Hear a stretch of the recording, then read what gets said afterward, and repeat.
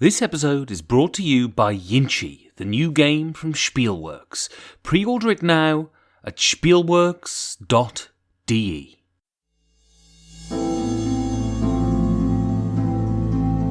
Out of the street corners they scream. You knew it was coming. You've been waiting for this for months. Rumour hardened into fear and now they scream at you. The sirens, their hysterical wail tearing through the white noise of the city. And you run. You run to pick up those things that can never be replaced. A picture of them in the days when they still loved you. Your mother's wedding ring. And then you turn to your shelf of games. You only have room for 5. 5 games for Doomsday. 5 Games for Doomsday is a show in which board game personalities are thrust into a cabin in the woods to outrun an oncoming disaster, but can only take 5 of their games with them. But which will they choose? My guest this week is an evangelist for game design. With game tech and ludology, he has sought to bring game design into the homes of gamers and encourage them to write on index cards and buy coloured cubes. He's also a game designer in his own right, having designed the Ares Project, Space Cadet, and Dragon and Flagon, amongst others. He also teaches game design at New York University. My guest this week is Geoff Englestein. Jeff, thank you very much for coming into the cabin. Oh, thanks for inviting me. It's a little scary here, but I'm happy to be here. Well, I mean, inside it's nice. It's, you know, sort of gothic charm. Outside, you get eaten by radioactive zombies, but they're fine. They're outside the compound. Okay, good to know. Good. So to begin then, how difficult was it for you to choose the games? It was pretty difficult. I've played many games over the years. I've got an abnormally large collection here, and so it was really difficult to do for me, but I actually, in the process of going through it, and as we get into the games, I actually learned, I guess, a little bit about myself, in terms of what I value in games, which is not necessarily what everybody values, but, I saw a common thread between the types of games that I was attracted to, which I thought was interesting because it was different than what I originally thought when I first sat down to do the project. And so do you think you're as much a collector as you are a gamer? I mean, when you say you've got a large collection, what does that translate into? I've got about 2,000 games now, sitting in my basement in various spots. But, for me, I guess it's a couple of different things. I mean, I am a rules junkie. I enjoy, reading rules and breaking games out and stuff like that. And it's also just been collected over a period of time. I've actually found that, oddly, as the number of games produced has gone up, my purchases have gone down.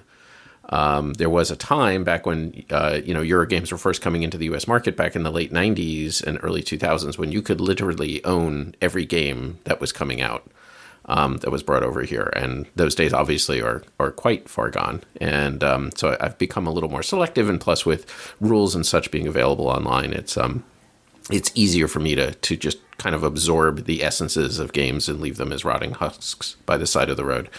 I like having them for my classes and for my own designs. I'll remember like, oh yeah, there was this mechanism that was used in this, this obscure game, and it's easy for me to go down there and grab it and pull it off the shelf and play around with it and perhaps get some inspiration there. So I've decided just to hold on to the games. And a lot of them don't have a lot of value right now. So it seems like more trouble than it's worth almost at this point to get rid of some of the more obscure titles. And so do you ever get that sort of feeling of, what's the word I'm looking for? It's that sort of feeling, that constricted feeling when you look and you think, oh my God, I've got all of these things. What am I going to do with them? Or do you ever feel the need to purge, or are you quite happy surrounded by them? No, I do not. I mean, sometimes I feel the need to purge if I feel like I have to buy an additional bookshelf and things are getting a little bit out of control. But no, I don't feel oppressed by them. I have a really nice setup in the basement, so it does not look like an episode of Hoarders with giant stacks every place. Everything is nicely organized and looks nice against the walls, and so I like having them around. So I feel like we're just delving into my mental illnesses at this point. So but I'll reveal some of mine, I'm sure, at some point. And so, do you like them as objects? Because it's interesting, as gaming becomes more professional, you find, especially with Kickstarter and then people like Panda, the production quality of games, they're becoming objet d'art in their own right. Do you like them as objects, or is it the rules? Is it the mechanisms? Is it the things that emerge from those objects that you appreciate more? Well, I think it's both, but yeah, I mean, I certainly like them as objects, and but I mean, there have been a few games that I've purchased just because they're beautiful objects in their own right, and traditionally I tend to be a little bit regretful of those purchases, but no, I think that games, especially when you look at what was being done in the 70s and the 80s versus what started to be done in the 90s, it was such a huge shift in terms of what games could be, and a table presence and things is so important and so critical now that I mean there are some games that I'd love to set up, just because they get attractions like there's an obscure Ravensburger game called Skyrunner, where you build this giant 3-story tower that you're climbing up. The whole game is a race to the top, and it just looks fantastic on the table. And I know that companies are looking for that, and I appreciate games that do that. I have some that are hung up on my walls. Some maps are gorgeous. I love the High Frontier map is a personal favorite that I have framed and hanging in my office. So.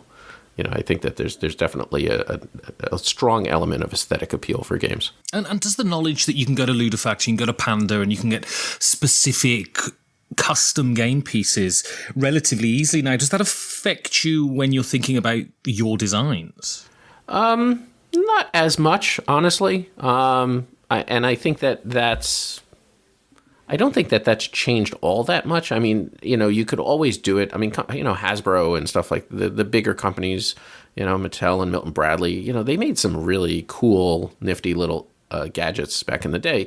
You needed to do them in volume. I guess the change now is you can do them for smaller volume games. You can do interesting things. But, if you want to get into to minis and stuff like that, there's still a certain price point or volume that you're going to need to have. So I don't look at it from that standpoint. I don't look at it and say, aesthetically, how's this going to be? I look at it more, I look a lot at the physicality of the game, because the players are going to have to manipulate the pieces and need to interact smoothly with the game. But I don't necessarily deal with it from an aesthetic standpoint as a designer.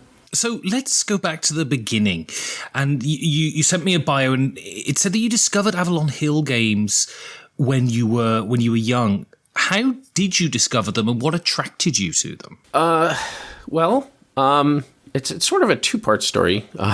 So back I went to sleepaway camp, which was very big here in the Northeast of the United States, where you send your children away for 4 to 8 weeks so the parents can get some peace and quiet. And while I was in camp, I was probably about 10 or 11 years old. Is that traumatic to be sent away for 2 months without your parents? No, not at all. I requested it, actually. I heard about the camp, and I was like, yeah, this would be fun. I want to go do this. And I think it's important for kids. I mean, I think for some kids it's a problem, but I think in general it's good for kids to get away. Just non-gaming, but I had friends in college that college was the first time they'd ever been away from home. And it's much more of a transition than it was for those of us that had spent some time away to other stuff. So, for our kids, we made sure that they went off and spent some time away. It's good for all concerned. But I had this reputation as the smart kid in my bunk, which was good, I thought, because my reputation could have been, the kid who can't throw a ball or catch anything, or which was closer to the truth. But and how did you earn the reputation as the smart kid? I just the usual way. I just would BS my way through problems and just sound smart. That's really been my MO for years. So one day an older kid came into the bunk and he would just threw a game at me. He's like, I hear you're smart. I want to play this game with you. I'm going to come back in 3 days. And it was actually Panzerblitz, which I had never seen before. And so I tried to puzzle my way through the rules. And he came, we sat down, we played, and he absolutely crushed me because I had no idea anything. I didn't know what a half track was or anything. There's so much terminology and jargon and everything else in that game. I was crushed, but I was also intrigued. And so when I got home, I kind of investigated the games and ended up getting my first game was Richthofen's War, about World War I air fights, which was much more manageable at that age than Panzerblitz. And it was kind of off to the races from there. And shortly thereafter, I ended up with Diplomacy, was probably my next big one. And so I've not played any of these Avalon Hill games, apart from I had one sort of abortive session of Magic Realm, and I wanted to kill myself after playing that. Are they? But are they really so much more complex than the heavy games we have today, or is it a different kind of complexity? That's an interesting question. I think that it's a different kind of complexity. Because I think it tends to be more mathematical complexity-wise, the way those games were designed. Like there was a lot of emphasis on odds ratios and calculating odds ratios, and 3-2 versus 2-1 and 3-1, and die roll modifiers. And, so there was a lot of, very little fiddly, intricate processes that you needed to go through, movement points. And if you moved along the road, they were doubled. But then if you moved through the woods along the road, you had to first double, then subtract, and things like that. So a lot of that, again, as we got into the 80s and early 90s with card-driven games and stuff like that, a lot of that stuff started to get abstracted out. As designers, realized that there was other ways to approach these things and other ways to simulate these types of things. And so I think that those early games, kind of attracted the people that were more in tune with the math. And also, like I said, there was jargon, and like any other game, there was a skill set that you built up over time. So like once you knew what a zone of control was, it was used in 100 different games. And so you could pick it up and say, oh yeah, this is a hard zoc versus a soft zoc. And you knew what that was. And so, it just becomes a skill like anything else.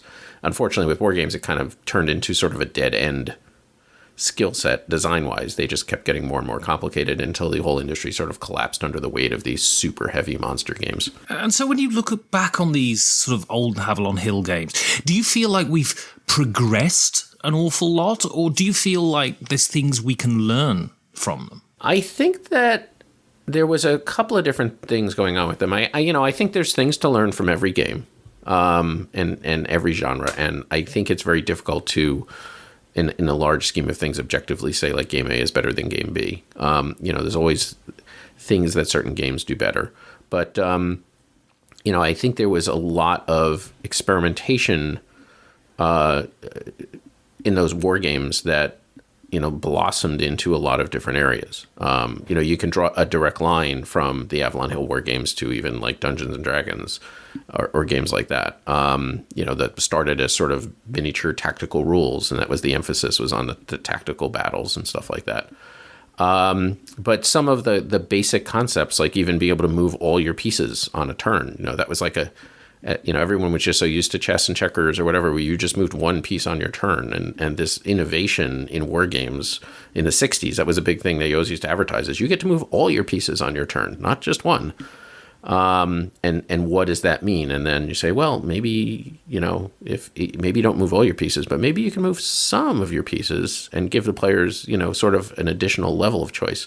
And that turned into like, commanding colors and other things like that of ways of limiting movement. So it was, an incredibly exciting time in games in the 60s and 70s and the 80s. For somebody that was into these more hobby games, you had Dungeons and Dragons and Cosmic Encounter and Starfleet battles. And, it was going in so many crazy different directions. And I think it's sort of got refined in the 90s with some other, as the infusion of the European ideas came in, and, maybe swung a little bit too far in another direction. But where we are now, I think is an amalgam of everything that was done in the 70s and 80s. I don't think that it was like you take Panzerblitz and set it aside. There's echoes of that in so many of the games that we play now. And so you said you moved on to Diplomacy and you played it a lot. Does Diplomacy deserve the reputation that it has? Because I've played it and I understand that there's a lot of backstabbing and stuff, but I find it's always taken in the spirit in which it's intended because it's a game. I've yet to be in a situation where people have got genuinely angry with other players. Yeah, I have never been in that situation also where people get genuinely angry. I mean, I think that, but it's kind of a self-selecting thing. I mean, I think if you take unsuspecting people and press them into that, and then you just, that don't realize it's a game or don't realize the social contract that you're entering into when you go into that game, which is that you're going to stare at somebody and say, I'm going to move Burgundy to Munich, and then you don't. And attack them instead. That's people. Some people just aren't used to that. Just looking people in the eyes and just flat out lying to them.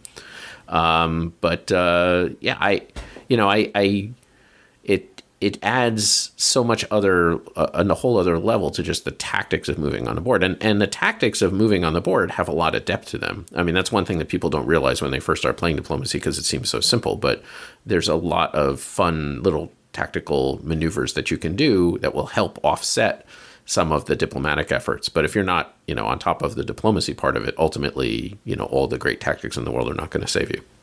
But yeah, I don't think that, I don't think it's got this, I don't think the reputation it deserves. Look, if people can play any game, there's plenty of games where people attack each other and backstab each other and stuff like that.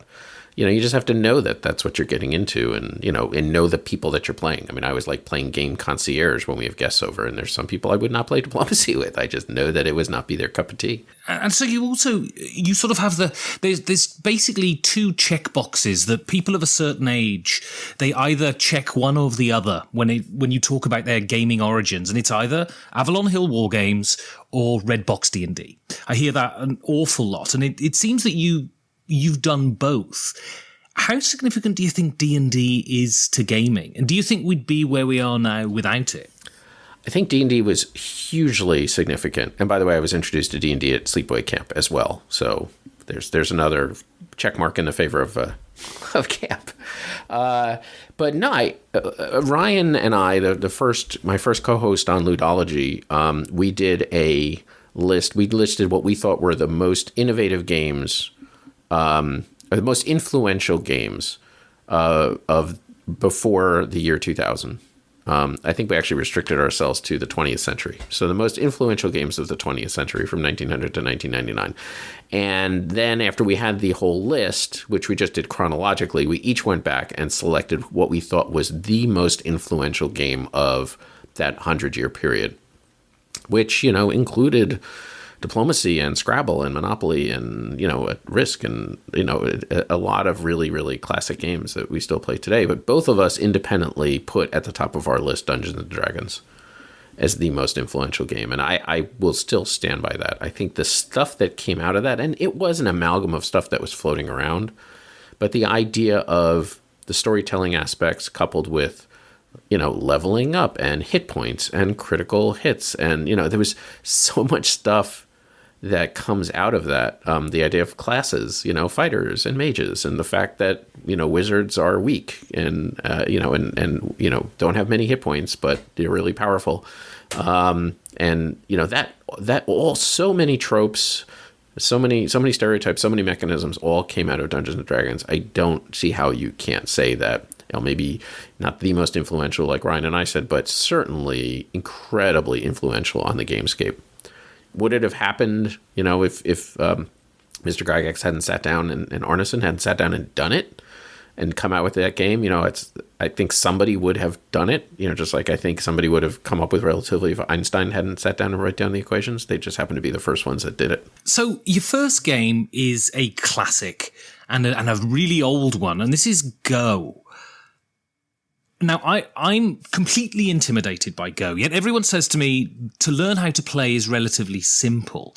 So where does a game that's relatively simple get its depth from? It's like a magic trick. I mean, it is really, I could teach you, I could sit down, I could teach anybody the rules of Go in 2 minutes, right? It's super simple. And then you can spend 1,000 years trying to figure out how to play it well. It's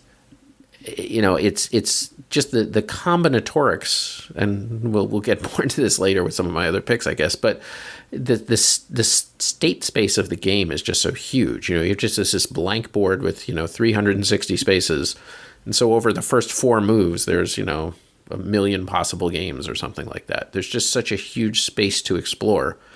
And it's the simplicity of the rules lets you focus on the tactics and what you're trying to do, that it works out so well. I have maintained, and I continue to maintain this, that if we discover an alien civilization, the chances that they will that they will be playing Settlers of Catan in its precise form, or any chess in its precise form, or anything else, are astronomically small. But I would not be surprised at all if there is some other civilization out there that is playing Go. It is so elemental and simple in its rules that I think it's inevitable that each civilization will invent it in some form very close to what it is. And do you think it's still worth playing? Would you recommend it to people, or is it a museum piece? No, it's a very dynamic game. I mean, it's the problem is it becomes sort of a lifestyle game. It's hard to dabble in Go. I would love to play it again I haven't played against a person in a while. I have an app on my phone, and it's one of the games that I will play when I have some quiet time, or on an airplane or something like that. Because I'm not good enough to, I'm bad enough that the AI on my phone gives me a good game.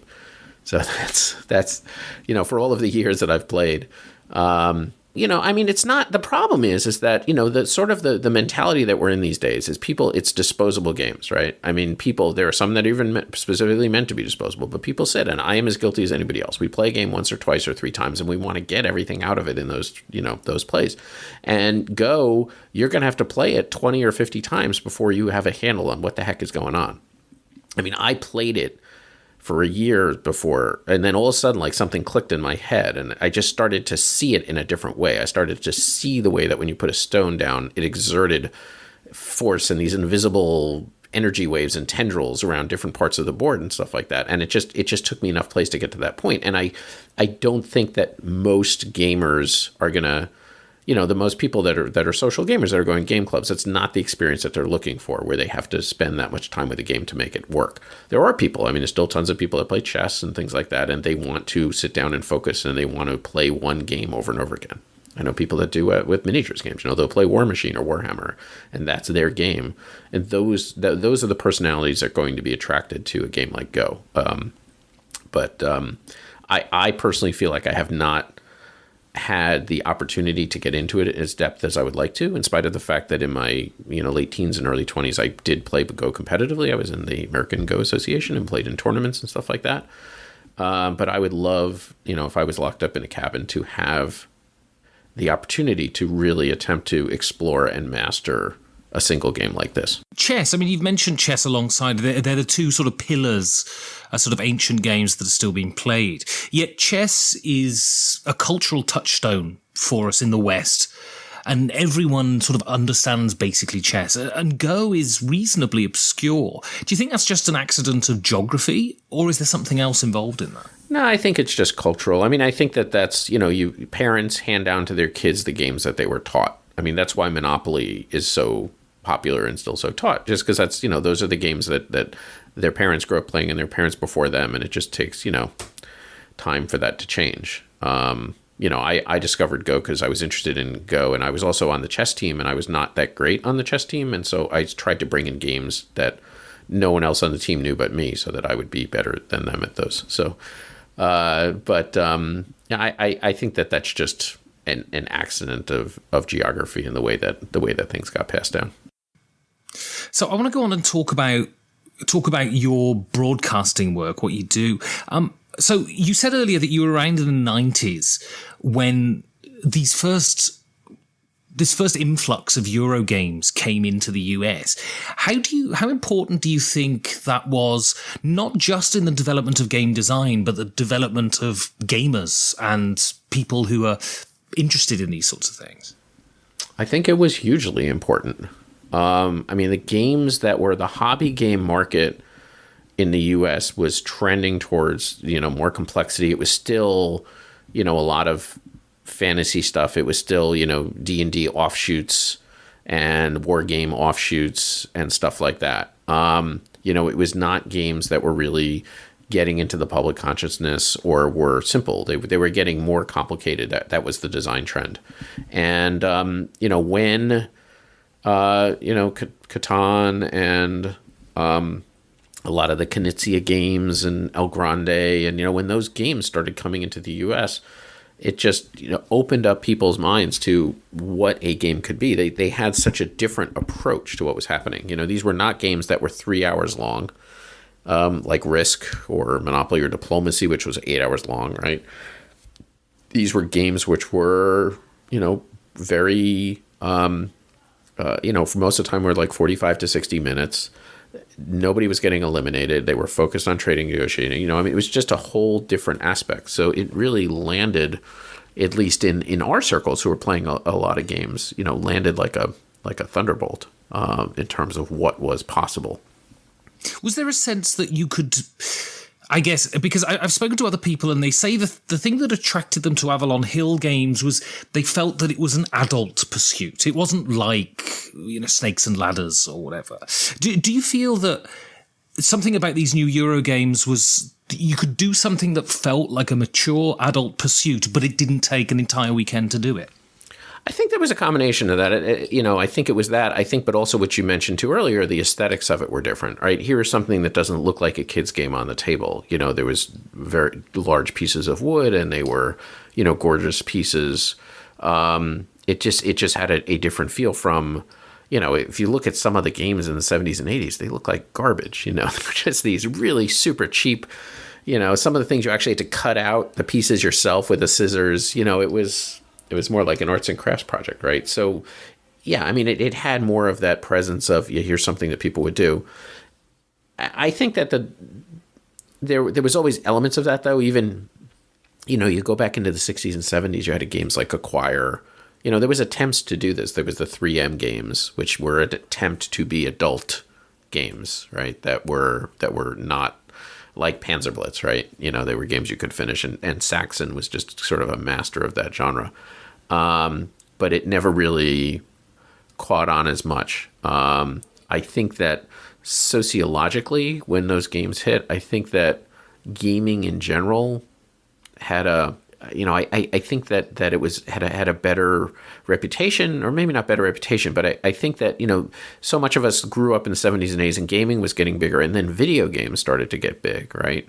And as the video gamers grew up, they wanted to be able to take, gaming pursuits more into their adulthood. I was still playing war games, really complicated stuff, very long stuff that took like 30, 40, 50 hours to play in my early 20s. Then when I had kids, that was when it happened right at the same time as the Euro games came out. So it perfectly fit with my lifestyle change, and, that we had to just kind of grab little bits of time here and there where we could to play games. So I think it was a combination of factors. But certainly the design and the aesthetics stood them apart, and I think they just hit at a right time sociologically with the generation that was growing up that started on video games and Dungeons and Dragons. And so you met Tom Vassell in Korea when you were working. How did it happen that you then joined the Dice Tower? Yeah, so I do business over in Asia. So one thing that's been a real joy to me over the years is whenever I go on trips, is if I'm going to a new city, I'll reach out to people that gamers that are out there, and that I've maybe just talked online, or I'll just put out a note that says, hey, I'm going to be in this town, and look and see. So I knew Tom that was in Seoul. So when I was going out there and I had a spare day, I just dropped him an email, and he was like, sure, let's get together. And he was extremely gracious, and I could probably pin the year down exactly, because we played Kalis was the first game we played right when it had just come out, so I could look that up. But every time I went to Korea after that, we kind of got together. And yeah, then he mentioned at one point to me that he was looking for additional contributors to the show. And I decided that I, wanted to do something. I'd been doing a lot of thinking about, games and the way it fit into science and math. I didn't just want to talk about reviews or do something that I wanted to, if I was going to do something, I wanted to do something different. So I decided to put together this idea of game tech, of these short little 5-minute pieces that kind of connected different things out in the world to games. And originally put 3 demos together for Tom. And was like, here's what I'm thinking about. And he liked them. And I figured maybe I could come up with 30 different topics. And then I would be all tapped out. And that was like 200 game techs ago. So just keep going strong. And so you did game tech before you'd had any games published. Did focusing on those sort of topics help you to focus in on game design? Yeah, absolutely. It gave me the opportunity to think more analytically about game design and to look at games from a different perspective. It certainly has also led me to, I've had episodes of where I've done a game tech and as I'm doing it, I'm like, this game design I'm working on right now has this exact problem that I'm talking about. And I really need to go back and fix that. So it's kind of informed things both ways. But yeah, I mean, ultimately, it's kind of what gave me I don't know if the confidence is the right word, but, at least gave me the push to go into actual game designs. And then you moved on and you started Ludology. What was the original purpose of that show? Well, I'd been doing game tech for about 3 or 4 years at that point. And, 5 minutes is a little restrictive in terms of talking about stuff. And it can be challenging. And I kind of wanted to open up a little bit. And it was just sort of fortuitous that we did... I did an episode with Ryan Sturm. He had this How to Play podcast, and he decided he wanted to do a podcast about strategy, and he decided to do one about Through the Ages, which was one of his favorite games, and it was one of mine. So he invited me to come on, and so we did an hour talking about strategy and what you would do and how you would win the game. And then I contacted him. I was like, that went really well. I thought we had some chemistry. I'd love to do a longer form podcast about game design, because there really wasn't one about board game design. There was a lot about video game design. But the premise of the show is that game design is something board games are something that are worth studying, worth thinking about, and that we can improve the state of the art by that exercise of thinking about them. And for too long, it was never, for thousands of years, games were never one that somebody sat down and analytically tried to design. It was just something that kind of grew up culturally and just morphed and stuff like that. But it wasn't really until the 20th century, the late 20th century, that we had game designers like we have them now, where people sit down and there's a set of tools that you can hand somebody and say, here's some help to design a game. So we wanted to contribute to that conversation. And how successful do you think the show has been in that? I think it's been. I mean, I've contacted by tons of people, game designers who listen to Ludology and have taken, inspiration from that. I'm not, quite self-absorbed enough to say that, we've made a huge cultural impact or anything like that. But I certainly hope that we have, set the tone for, being serious about game design and saying that this is something that, people can, study and get better at, like engineering. If you want to be an electrical engineer, you do this. If you want to be a computer programmer, yeah, you can just sit down and start banging it out and learning it yourself, which is why I learned it, but if you take classes and stuff like that, you can get shortcuts to do things. So yeah, I think in general, it is absolutely 100% accepted now that game design is a profession and something that somebody can set out to study and learn. How much of a role Ludology had in establishing that, I do not know. And so, I mean, I knew you as a podcaster before a game designer, and then your game design sort of came into my purview with the release of Space Cadets and Dice Duel. Do you think being a board game personality helped you as a designer? Did it open doors for you that might not have been opened otherwise? Yeah, certainly. I mean, we also happen to have a little bit of a game design mafia here in northern New Jersey. I mean, at that point, Zev Schlesinger from Z-Man Games at the time lived around here and was at a lot of events in this area. Stephen Bonacore lived in this area. So I knew all these people socially. Andy Parks, who was a designer, introduced me to a lot of people. So I knew a lot of these people socially. We'd had a lot of guests on the show that were from publishing companies. So when I had a game that I was ready to publish, it was easier for me to reach out and contact people. So I think it helped open doors. I believe that the games themselves had to carry their own weight, once you get in the door. But certainly I would be naive if I said that it didn't help in any way. So your next game is High Society. So firstly, why are you taking this one? What function will it serve?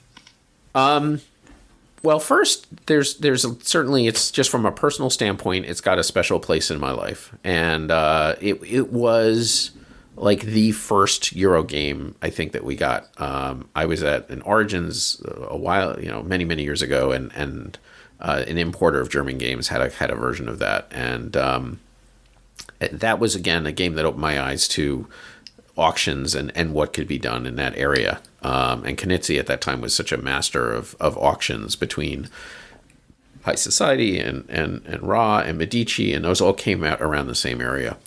And Do you think that's where he shines, Knizia? In terms of auctions specifically?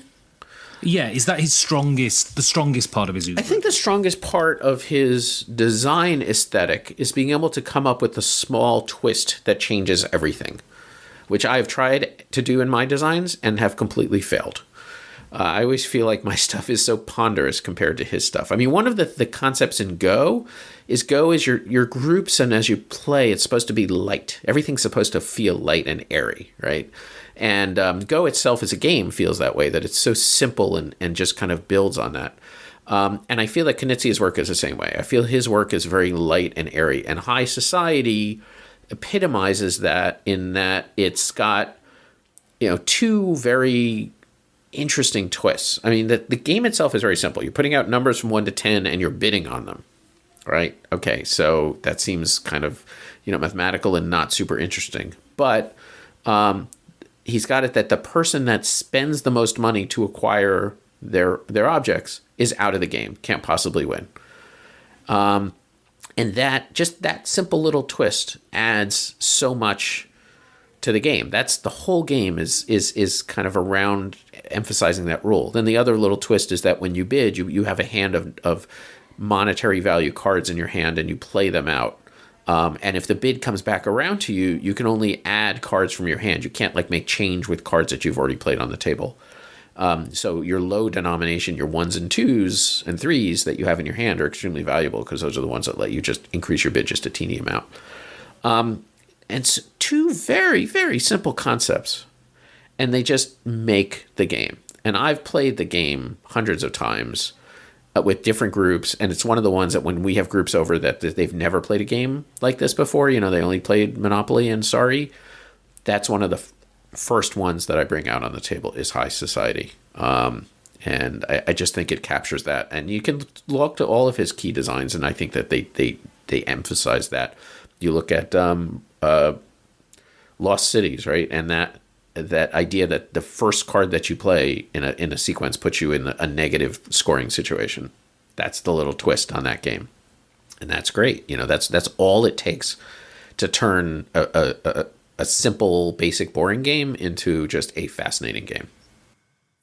And so is High Society going to the cabin because of the game, or is it a more nostalgic reason? No, I love the game. Like I said, I've played it hundreds of times. I bring it out and I will play with different groups. And I like it too because it really emphasizes groupthink, right? The value of stuff in that game is not fixed. The value of objects in that game is based on what the group thinks they should be valued because of that rule that the person who spends the most is knocked out of the running, right? So in our group, if we always think it's 25 for a 10, the value 10, if you're only going to bid $25 for it, right? That's, if I go into another group and they don't want to pay more than 15, if I bid 25, I'm going to be out, right? I'm going to have spent my money. So you have to adjust. You have to, there's just so much that's involved in that game that I just have yet to tire of it in spite of the number of times that I've played it. For a simple game, there's a tremendous depth, but the depth comes from interaction with other players, not with exploring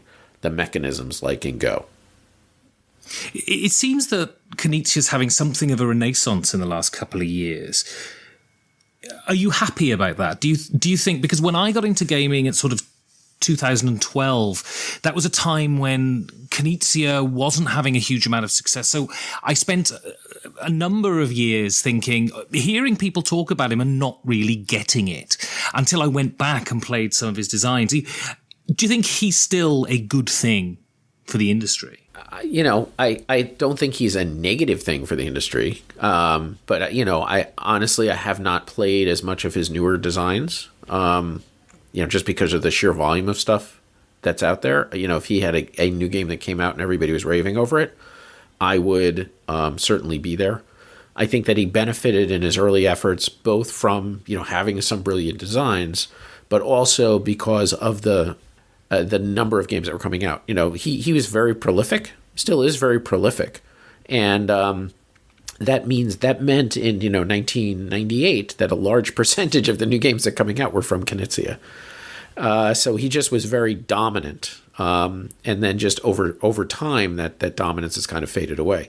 I think he also suffered a bit in that, he wanted to make some more money, which I can't, fault him for. So he started doing other licensed versions of games and, some quick one-off games, kids games and stuff like that, and started exploring different things, started getting to electronic games.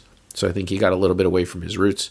And I think just, unfortunately, sociologically, I think people just, he was so ubiquitous that, people started turning against him. And, it was cool. It was cool to not like his stuff as much, because us old fogies were saying, oh, no, you need to play High Society and you need to play Raw. And they were like, no, Grandpa, I've got Dominion now. So I think that was all part of it. But so I think it's coming back around, and I'm sure that he is pleased with his body of work and the stuff that he's doing now, as well as stuff that he did back in the day. So let's move on to your designing. So your first game was the Ares project, and you said in the notes that you sent to me that this was a response to StarCraft. So what was the story behind designing this game? So I'm a huge fan of real-time strategy games, video game versions, and I always played a lot of video games, and in addition to the board games. In fact, I had 2 published video games back in the 80s on the old Apple II computer, one of which you can play in a web browser these days, but I will leave that as an exercise to the listener to dig that out. It didn't make you your millions. It did not, but it did give me enough when I was in high school that I could quit my job at Burger King. So that was a plus. So I loved real-time strategy games, and actually one of the times when I went to Korea and I was sitting with Tom Vassell, he had an early copy of the StarCraft board game from Fantasy Flight, and so we played that. I was super excited about it, and it turned out, while I enjoyed the game, and it was a really good game, it was not reminiscent of the real-time strategy game elements that I really liked. And so on the flight back, I was thinking, if I was going to do that in a board game, what would I do? What aspects am I looking for? And by the time I landed, 20 hours later, I had a pretty workable framework. And so I grabbed my son, who was, probably about 12 at the time, 13 at the time, and who was also a fan of those types of games. And we kind of dove into it, and it turned into the Ares project. So for this week's look at Yinchi, I went straight to the source, the man himself, Uli Blenneman, and he's going to tell us why he chose Yinchi to be published by Spielworks. Yeah, when I first saw the game, I saw that first, of course, the theme is interesting to me. A game set in the late Ming Dynasty. There aren't that many games in this period, and what I found immediately interesting is that the Yangtze River had a very high importance in the game. So, and the game is very variable, because you are acting as a farmer in a way on the fields, but you are moving these goods that you produce on the fields to the markets, local ones and the urban markets.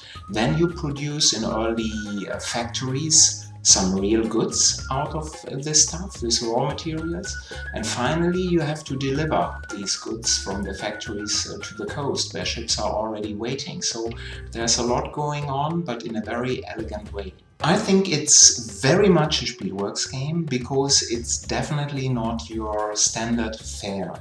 first, it's a complex game, and the playing time for your first game is definitely 2 hours plus, so it's not a casual game. But in my opinion, it's a great gaming experience.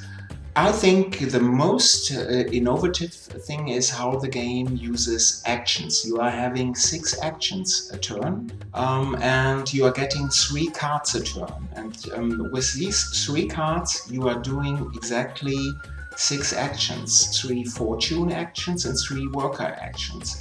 But how you do these actions, in which order, that is really most interesting. And these 6 actions are connected to 10 different possible actions. So in a full turn, you cannot do all possible actions anyway. And again, how you sequence your actions, this is most interesting in my opinion. So you can still pre-order Yinchi at spielworks.de. Now, when you see a parent with a child's name in any sort of project, there's a thought that goes through your mind saying, isn't that nice that they're putting their children's name on the box, but they probably didn't have much to do with it. I assume this isn't the case with your kids. They're vital, important parts of your design process.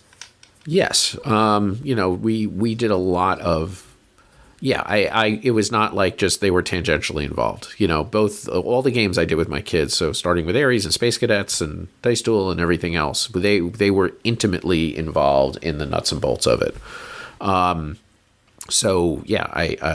It was not just like I want to slap their name on a box. And when you design with your kids, how do you divide the roles up? Who does what?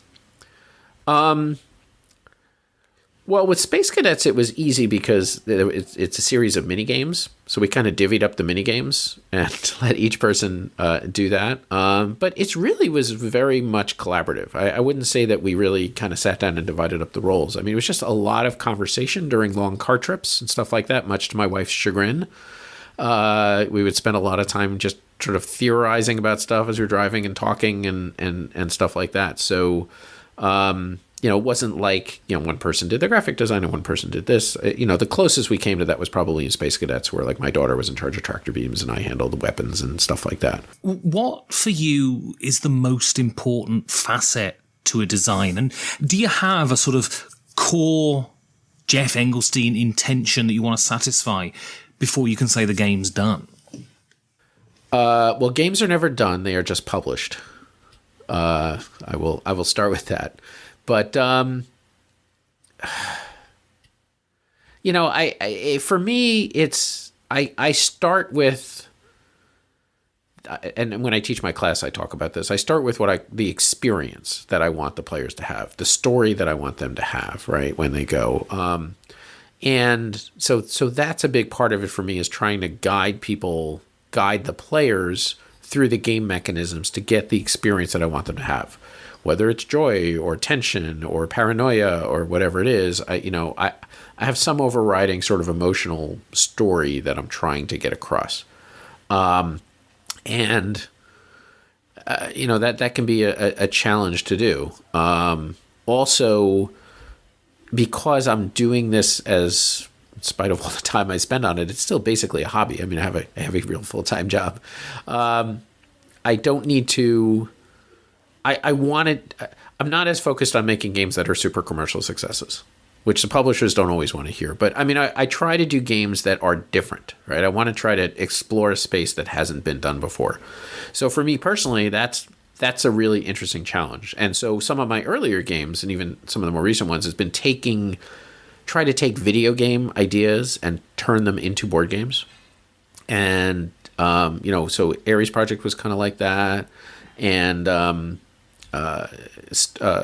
Space Cadets was kind of like that, of taking, how do you take a real-time aspect of a game? How do you break a crew up so that everybody's got different jobs and still have it all kind of meshed together? I like trying to take challenges that nobody's done before. Even like Fog of War wasn't based on a video game, but that was based on an idea of, extreme Fog of War, to try to really simulate what commanders were faced with, where you have no idea where the next attack is coming from. It's not like you have a war game where you have just a giant stack of pieces on the Russian border, so you assume that the Germans are going to be attacking Russia next turn. You have absolutely no idea in fog of war where attacks are coming from. So I try, don't always succeed, but I at least set out with the intent of being different than anything that's out on the market. And so do you ever see yourself, because when I hear you talk about games and the kind of games you like, then I assume the kind of games you would design. But then I see the games you do design, things like Space Cadets Dice Duel, the Dragon and Flagon, that aren't heavy strategy Euro games, essentially. Do you ever see you having a big, heavy strategy Euro game in you? Or do you want to leave that to other people? I would like to do that. I think part of it is that they're really they're challenging to design, and they're hard to test. I mean, the longer the game is, right, the more time you have to spend testing and playing, and it just becomes all consuming. And I've got my fingers in so many different projects that it's just I'd love to be able to just go off for a year. Maybe this is what I can do in the cabin instead of playing a game. Maybe I should just pack game design toolkit with me, some index cards and some cubes, and I'm good to go. But there's just a lot of effort that's involved in that, and I don't see, at least that I haven't had time in the past. Maybe some years in the future I would like to do this, is to really dive in and try to do like some major magnum opus that's going to really get into heavy, deep stuff. But yeah, I believe me, I've noticed that myself, is that I love playing these very deep Euro-y type games or war games or whatever, but that's not the type of game that I like to design, and it is a bit of a conundrum. So your next game, I'm not at all surprised it's on the list, and I'm also very happy that it is, because I think it's simply the best thing that's out at the moment. And this is Through the Ages. Is this game exemplary of great design in any way? Are there things that it does that you can point to and say, this is great, and this is why it's great? Yeah, absolutely. I mean, I as I alluded to earlier, it's one of my favorite games. Thanks to online implementations, I've been able to play it a ton. Originally with, I think it's boardgames.net is what it used to be, and then Board Games Online. And then with the new app that they have, which I play with now, are both excellent implementations and handle a lot of the mundane bookkeeping. But the thing I love about Through the Ages, and again, having played that hundreds of times, is that there's the intricacies of the strategies and the subtle decision points that separate victory from defeat are, so, intricate. And there's so many different systems that support each other in different ways. You need mines to get resources, and resources will get you buildings or get you more farmers, and farmers produce food, and you need food to get more people, but you need people to get more mines. And then you also need to deal with happiness, and if you don't have enough happiness, you're going to have a rebellion, and you need to, and then forgetting about all that, you need to produce labs to get technology points, which is another research stuff. And there's so many interesting feedback loops, and they're all tied together. That's solving the puzzle of where am I, where is my opponent, what are my opponents looking to do, what do I need to do to deal with that, is just so, I just find it so intellectually rewarding to solve that puzzle. I've been a long-time fan of Civilization games. Those have always been amongst my favorite genres. And in fact, I struggled mightily at this choice about whether I wanted to include Civilization, the Tresham Civilization from 79-80, which is such a wonderful, wonderful game and so far ahead of its time. It's one of the games that I find myself talking about so much in my game design class that finally my class, just first year I taught it, my class was like, we just need to play this game. Why have you not played this game? And I was like, well, it's 8 hours long. So I haven't played it in class. They were like, well, why don't we get a Saturday together? So we did. So the whole class came and we had a Saturday and we played. We had a big diplomacy Civilization day, and it was wonderful. And I've tried to do that in other years with the class too, just because there's so many design lessons in that game. But just the the length of it, and Civilization is so great from a design standpoint, but I don't see that it would stand up necessarily to 100 plays, whereas Through the Ages does. And the other part about Through the Ages that I think is such a bold design decision in the Civilization space was that it doesn't have a map, right? I mean, it's one of these things, like, in retrospect, it's like, well, yeah, I guess a Civilization doesn't need to have a map, but nobody had done it before Schwadl did it. It was... It seems so willfully counterintuitive to me. Yeah. If you look, because it's so obviously based on the Sid Meier Civilization, which in its own way was based on the Avalon Hill Civilization. That and Civilization, the video game, is so tied to its map, right? You're moving around, you're exploring, that's such a huge deal in that for him to look at that and say, and that's what you have to do as a game designer, right? Especially a board game designer, is what you're going to cut, what you're going to focus on, what you're going to simulate. And, he looked at that and said, I'm going to focus on the cities, right? And I'm only going to give basically people one city from the video game, and I'm going to get rid of the map, and I'm going to get rid of all the other cities, and that's going to work. And it's such an audacious move. And yet, he built up so much around it that it just totally works. And the other thing that I really admire about that game is that there's tons of games out there that have multiple paths to victory, multiple strategies, right? In Agricola, you could do the animals or whatever. There's different ways that you can get to the end game. But a lot of them, once you start down a path, you're pretty much stuck on that path, right? You've got to optimize that path. It's hard to change tracks. Through the Ages lets you change tracks. If you're a good player and you're paying attention and you see the opportunities, you can all of a sudden go from zero military to a huge military in like a turn or two, or you can jump over and all of a sudden build up your lab infrastructure or whatever. There's things you can do to change your strategy mid-game, and seeing what other people are doing and seizing those moments is another super key thing to victory. And that's one of the elements that I both admire and enjoy so much in that game. And it also seems that this ebb and flow of strength within culture is not just a wonderful mechanical thing. It's Through the Ages just seems so thematically rigorous to me too. It feels like civilization's being built, Yeah, absolutely. You have that sense of forward progress, but you run into these choke points too. So it's not a game of abundance for sure. And does it surprise you that the designer of Through the Ages went on to design Codenames? And is that sort of breadth of design something you admire? I have nothing but admiration for that.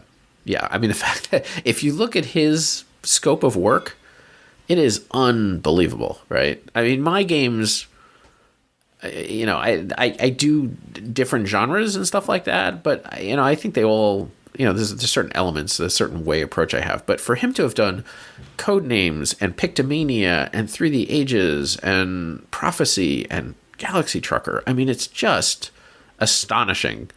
That he can just sit down and say, I'm going to do a Civilization game, and he does Best of Breed. And then he sits down and says, I'm going to do a party game, and he does Best of Breed.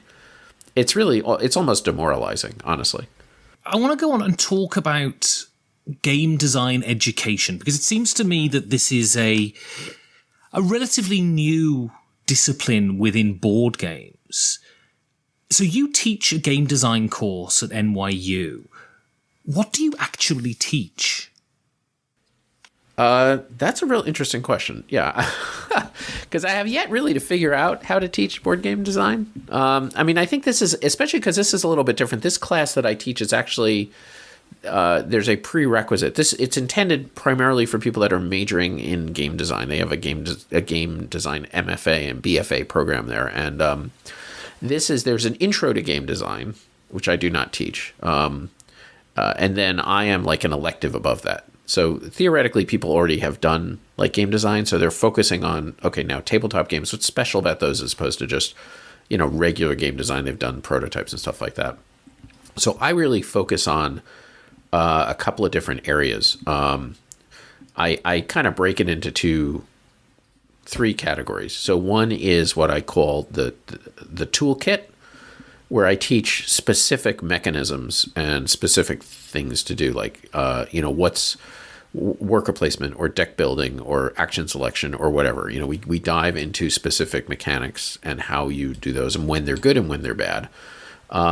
We look at higher level topics, things like balance, player psychology, stuff like that, 2-player versus multiplayer games, and how those are different in terms of design.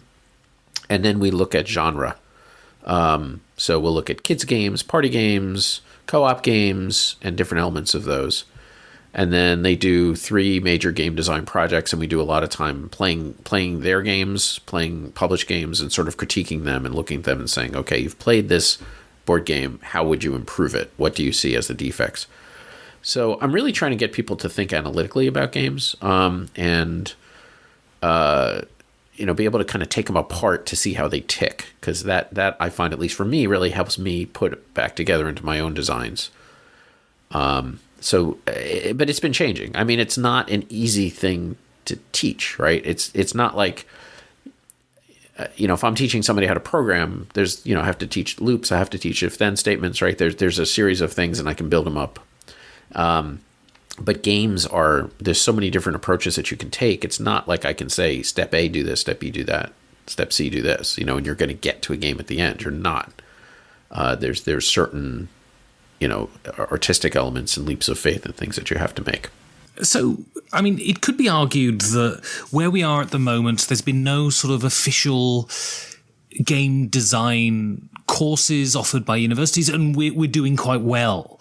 Why do you think we need university-run courses to implement these things? What do they offer us that the sort of ad hoc way we've been operating thus far doesn't? Well, because I think that it's going to shortcut. It's sort of a tips and tricks thing, right? I think that, and I think people can self-discover this stuff. Like we talked earlier about, people can learn to program on their own. You can learn physics on your own, right? I can rediscover the principles of calculus if I spend enough time at it. But if somebody's already done that work, then I can lay out to somebody, say, okay, no, I've already solved this problem. So here's the answer. So the next time you run into this is what you want to do. And I think that that's what game design courses can do, is by, in essence, giving people shortcuts and saying, look, here's what's worked in the past. Here's different ways that people have approached this problem. You may run into this problem, and if you do, here's a grounding in it. And interestingly, that kind of changed my approach to teaching the class, because one of the things is that I've been playing games for a very, very long time, and I've played a lot of different games, right? So when I sit down to design, I have a mental library of mechanisms, right, that I can tap into. And if I run into a problem, I know what I can do. Like I was teaching a class, my class, and one of the groups came up to me, and these were people that they had played a fair number of Euro games and stuff. They weren't like totally novice gamers, right? But they said, oh, we have a sealed big mechanism, and so everyone just puts in their fist how much they want to bid, and they open up their hands. We're not sure what to do if it's a tie for the highest bid, right? And for me, I was like, oh, well, I have a library of 8 different ways to deal with a tie on a sealed bid, right? Just from, not just my design, but I've played so many games, right? I've seen so many different things. I know how to deal with that. And so I rattled off like 5 or 6 or 7 or 8 different things that they could do. And they went off and they played with different things, and they came up with something that worked. But it just made me realize that there wasn't a resource for that. I mean, if they needed to solve that problem and I wasn't there, other than, just kind of throwing something out on Reddit or trying to play a million games, there's not really a good resource for that. And that sort of inspired me to a project that I've been working on, which we talked about on Ludology a couple of months ago, which hopefully is going to be coming out in the middle of 2019, is an encyclopedia of game mechanisms. I've been working with Isaac Shalev, my co-author, and we've got like 200 different sections, and many, each of which has a whole discussion of different mechanisms in that area. Tiebreakers is one of them. How do you do tiebreakers? What are the different ways to do it? all the different ways to do movement, conflict resolution. It's a very long and involved book. But I think that that's a kind of thing that's necessary. Yeah, this is all, we reference games that use all these things. And this is somebody has played 500 different games, is going to internalize. But if I'm a 17, 18, 19, 20-year-old kid and I want to do game design, it's going to take a long time for them to build up that experience base. And so I'm trying to take the knowledge of all of these different mechanisms and distill them down to give people shortcuts and ways of approaching it. So I'm really been excited about that project. It has opened my eyes in a different way of approaching designs and evaluating games. When I sit down a game, it's like, oh yeah, it's got this mechanism. I'm just much more analytical about that than I used to be because of the process of trying to catalog them. So I think that that's another thing that education can do, is just exposing them to the different types of systems.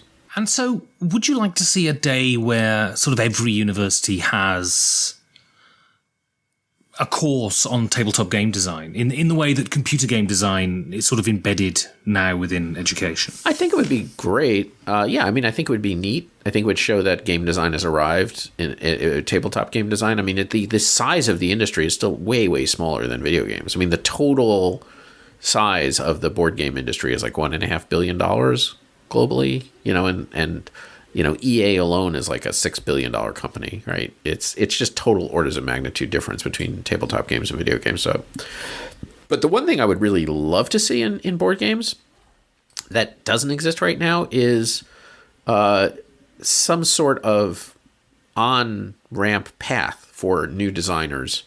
Right now, if I graduate from college and I want to be a board game designer, there's no jobs for new board game designers or even developers or anything. I mean, the number of jobs that are available in the board game industry is tiny. Even so many companies that are out there. Yeah, there's a lot of these companies, but a lot of them are 2 or 3 people, operating out of their home, right? They're not hiring people. Whereas in the video game industry, it's competitive, but there's lots of jobs available for people, and they work on some projects and they get small pieces of designs and they can gradually work their way up. Now, if you want to be a full-time board game designer, you have to just do it on your own and try to do Kickstarter or then try to publish them. It's a very, very difficult path. So I'd love to see the industry develop some sort of apprenticeship or program or something that the bigger companies open up to getting new designers on board. I think that will really help the pipeline and get people interested in going into this field. So your next game is... I'm reading my notes here, and I've called it the most granular game in a niche of granular games. And this is Advanced Squad Leader, and this is the Red Barricades one. Yes. Firstly, is it as complex as I've been led to believe? And if so, what does that complexity bring to it?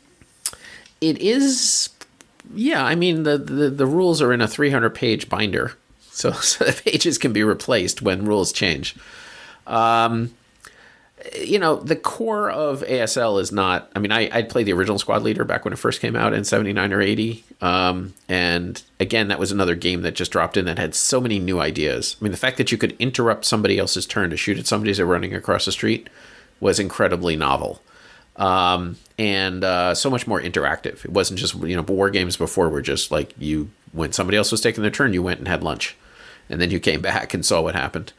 And Squad Leader originally, and then ASL even more, added that interactivity where you had to really pay attention because you could interrupt going back and forth. So yeah, it's complicated, but the core of it is simple. And the core of it they can teach, and it has I think the player base is still very, very strong, but it is a complicated game. But for me, having that in the and I specifically didn't want to cheat and just pick ASL with all of its different missions and stuff like that. I figure I had cheated enough later on with the games I picked. Red Barricades is this one campaign scenario. It's like the most insane of all of the insane. ASL is insane on its face, and then Red Barricades just layers on the insanity because it's got, hundreds, if not 1,000 squads on the board. It's this gigantic map of a big chunk of the Stalingrad campaign done over a whole series of scenarios. And I mean, it's like a campaign. So wherever you end one position, you have to purchase reinforcements and bring them back on. And I've played through actually 2 campaign games of Red Barricades, which was probably 100 to 200 hours for each one. And so having the opportunity to become obsessed with that and in that world and so surrounded by it, I think if, I was going to be, trapped in a cabin and that was always going to have to do is play games, was that having that, and that specifically of that epic campaign would go to. And this goes back again, I talked about a theme. The theme I saw in my games of my selections was this idea of mastery, right? I wanted games. I ended up finding that the games I picked were ones that I really wanted to dive into and would be able to master. And Go, super simple rules, but takes time to master. ASL, on the opposite end of super complicated, but it's all about that, mastery as a way of entertainment and intellectual stimulation. And I was intrigued by Cole. I happened to be listening to your interview with Cole, a couple of it. Well, I don't know when this is going to air, but a few episodes back when we're recording this. And he came out kind of against ASL. So I'm a fan of Cole's, and we're friends, and so I'm going to have to sit down and have a little talk with him about. You're going to have to take him to task next time you. Yes. We'll have to do a long distance argument with this about ASL, and I understand what he's saying, that it's not the best representation in terms of who you are. But in terms of, capturing obsessive levels of detail and, how does that interact and how do those systems interact? I think it's an epic design that's worthy of learning. And at least I would love to spend more time with it. So there's a story that was read out on the Dice Tower, and it's quite, it's quite a sort of famous story within the board gaming world, that you'd separated all of your ASL tokens out and you'd put them in a box, and they were, beautifully organized, and then one of your kids came in and tipped them all over the floor, and all of your hard work had been destroyed. Have you been back to ASL since, or was it just simply too demoralizing? Well, first, to correct your story, it wasn't a box, it was 50 boxes. 50 little tackle boxes. Yeah, my son opened them up and dumped them on a big pile and started jumping up and down on them. And he was 2, so it was my fault for putting them within his range, but I have not sorted those pieces. I have actually gone back and played the starter kit a little bit. But that was really the beginning of the end for me of my ASL experience. So yes, I guess I'd have to bring large boxes of mixed up pieces to the cabin and sort those out. That would be the first order of business. Yeah, I'll allow you to bring them, so it'll give you something to do. Exactly. In a long stretches of time. And so what's in the future for you? So firstly, Game Tech was published. You kickstarted Game Tech, and now a publisher has picked it up. What's the story behind that? Yeah, so I self-published Game Tech. I did a Kickstarter of the old. Yeah, it's been 10 years since I've been doing it now. My first one was in 2007. So it's really kind of crazy. And so I collected my favorites and kickstarted that. And one of the people that got the book, who I found out later, I actually met him at a PAX Unplugged. He was there, even though he's from Australia. He came in for that. Is that he had not listened to the show before. He just kind of heard about the Kickstarter randomly and was a gamer and picked it up and really liked it. And he worked for HarperCollins Australia and pitched it to them, and they decided to do it. So we have a new version. It's been revamped, and the chapters much better organized and combined into single chapters. Before it was just each podcast, 5-minute podcast, was a separate section. And it's going to be coming out towards the end of January. So I'm excited about that. And did you ever envisage being an author? Was that ever in the plan? It's something that I kind of wanted to do. I toyed around with some different ideas, and I at one point, I was wanted to do something about game design, but more specifically in the, something more that was popular science and stuff like that. I mean, part of what I love about Game Tech is it's not necessarily diving into the games, but it's being able to take, concepts from physics and chemistry and biology and philosophy and psychology and bringing them in and relating them to people's everyday experiences through games as sort of a bridging medium.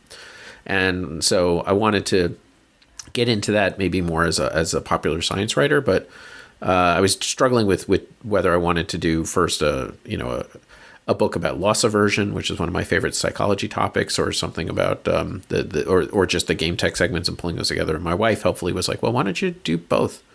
So I tackled both projects. The Game Tech one went out first. The book about loss aversion was I just signed a deal with MIT Press that they're going to be doing that about psychology. And I do enjoy writing, so I may spend more time doing that. So I'm just trying to reprioritize my stuff a little bit in terms of, I still want to do more game designs, and but writing takes a lot of time. And as I mentioned, I'm doing this book about mechanisms, which should be out in the middle of hopefully the middle of this year. And you're also having a game published by GMT next year, and you're a very enthusiastic war gamer. Is this something of an ambition achieved for you? Yeah, I was excited about working with GMT. It was a goal that I always had. I have great admiration for their games. So.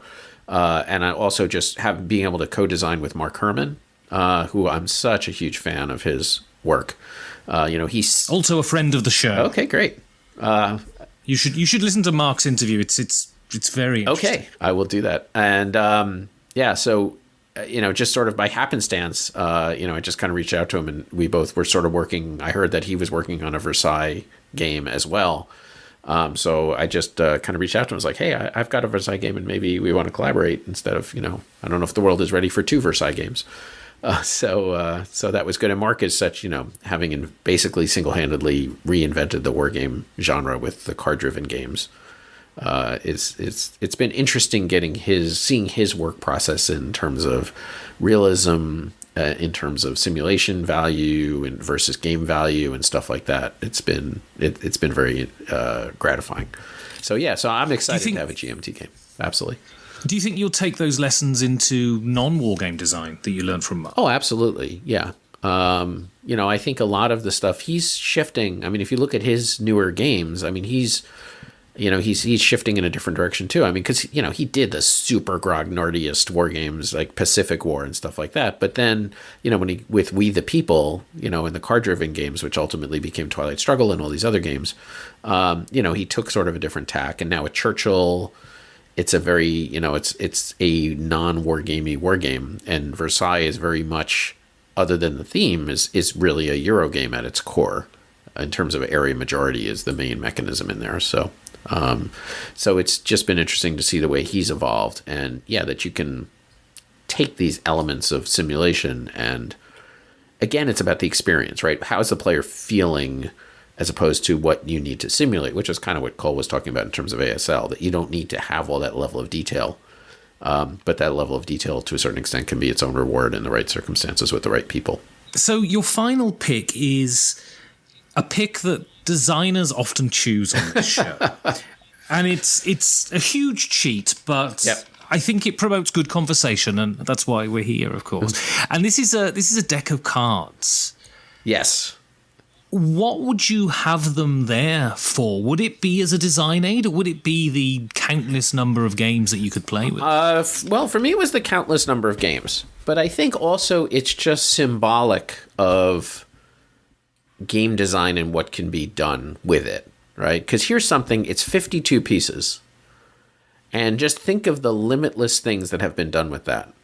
And you talked about how, nowadays we can design these fancy elements, and, we can assemble the different things, or wooden things, or fancy plastic miniatures, or whatever. But, here's just 52 squares of cardboard, rectangles of cardboard, and it just spins off into infinity. And, one of the favorite game texts that I did, I had read. Somebody was talking about a deck of cards and the number of ways that you could shuffle it, right? The number of different ways it could be ordered. And he basically said, and I'm paraphrasing, just keep shuffling a deck, and eventually you'll be unique, right? You'll have a unique ordering of your deck. And because I have no life, I was like, I wonder how many times you'd really have to shuffle, right, in order to be unique. I was just curious. And so I went through this whole exercise where I said, okay, deck of cards was invented in 1500. How many people have lived since 1500? Let's assume that every single person on the planet shuffled a deck of cards one time a day. Some more, some less, whatever. Just was a rough number. And I came up with whatever it was, how many trillion times a deck has been shuffled, right? And I expressed that as a ratio with the total number of possible orderings of a deck of cards was. And the answer was that it is almost a certainty, right? It's like, a 1 in 27 zeros chance of you having a unique set of cards just on one shuffle, right? If I throw a deck of cards in the air and I pick up the deck and I stack them, it is almost certain, 99.99999% chance that nobody else has there's never ever been a deck in that order ever. And I love that statistic. And it's one of those things that kind of blows people's minds. And it's just 52, right?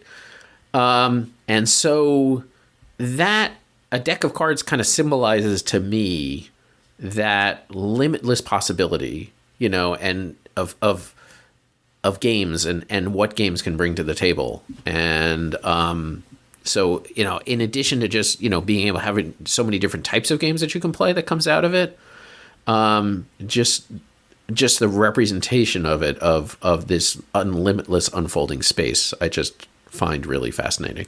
And so within this world of hobby games, no one really talks about traditional card games anymore, although so many games are based upon these traditional archetypes. Outside the world of gaming, there's lots of people who still play traditional card games. What is it about them that makes them so compelling and seemingly immortal? Well, I mean, I think the reason we don't see them in hobby games is because, the companies are trying to make money, right? And there's no way to make money selling a card game that's just based on a basic traditional deck of cards. Usually you have to add some little twist. I mean, Tichu has been extremely popular and well received. And I love playing Tichu. And it's basically a deck of cards with, 4 or 5 extra cards added. Seventh Seal, there's just a lot of games that are Wizard that are based off of a deck of cards where designers just have to add a couple of extra decks, extra things. Diamonds is another example. So there are some, but I think it again comes from that space, right? I mean, what's interesting about playing bridge or hearts is that you never see the same thing twice. So every single time you have to go and look at your hand and say, okay, how am I going to navigate this? I've got this thing. I have to kind of get a path through it. How am I going to deal with this configuration, which has never been seen in the history of the world before? How am I going to take that and make it work for me? And, there's elements where you can play with other players, try to not play with other players, but like bet against other players or try to read other players in terms of what they have. Cards are so versatile as game components. Also, you can keep them hidden, you can keep them exposed, you can fan them out, you can butt them up next to each other like dominoes. There's so many different ways that you can physically utilize them that it also gives you a lot of design space. So I just think that just the limitless possibilities of shuffling a deck of cards is what just keeps it fresh. So you're heading out of the city. You've got your foot down, outrunning the apocalypse, and you go around a corner, and the back door flies open. 4 of the games fly out of the car, down a ravine, into a river, and are swept away forever. Which game do you hope is lying on the back seat of the car? I think I'm going to have to go with Go. I'll have to go with Go. It's the oldest game, but it's still the fact that it still holds so mysteries thousands of years later. I'd have to go with that. Brilliant. So if people want to get in touch with you, how would they go about doing that? On Twitter, I am at G Englestein, Gengelstein. So that's probably the best bet. And I'm also at ludology.net. There's an email contact for me there if you go to that website. So those are the best ways. Fabulous. Well, Geoff Englestein, thank you very much. Thanks for having me. So, if you want to suggest a guest, or if you want to say something nice about the show, or if you want to say something horrible about the show, you can contact me on @5gamesfordoomsday on Twitter. You can send me an email at 5gamesfordoomsday@gmail.com. You can give a rolling donation to help support the show at patreon.com/5G4D, or a one-time PayPal donation at the bottom of the website 5gamesfordoomsday.com. And if I haven't had to fandango away from the many calaveras and the crabs walking forward, I'll see you in 2 weeks for another 5 Games for Doomsday.